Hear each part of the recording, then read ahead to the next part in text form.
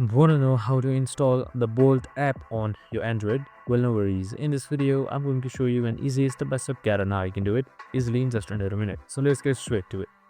Now, first things first, just simply open up your Play Store on your Android. So once you've opened it up, on the bottom you should be seeing Source Bar right here. Just simply click that, and on top you can just simply search up for Bolt. Now once you have searched it up, here you should be seeing Bolt requested right here. Just simply like that. Now you can directly select install or scroll down and see all of the features. So you can scroll down and see the ratings, the latest updates, and what this app provides to you. Now once you are satisfied with everything, just simply select install right here and it should install on your device. And that's it. After a while you should be able to use it. I hope this video helped. If it did, make sure to like, subscribe, and tune in with us for more of the similar Bolt videos which is available on our channel.